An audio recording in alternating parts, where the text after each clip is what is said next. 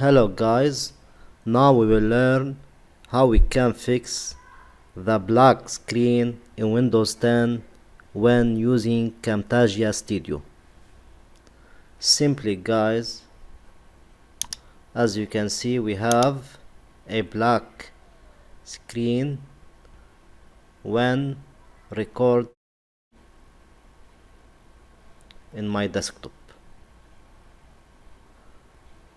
To fix the black screen in Camtasia Studio, simply guys, go to Camtasia icon in the desktop, right click, then click Properties.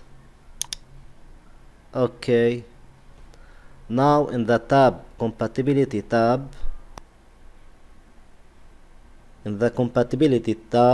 check Run this program as an administrator.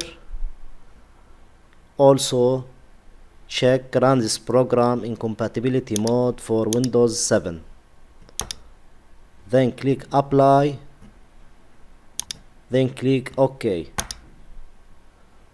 That's it.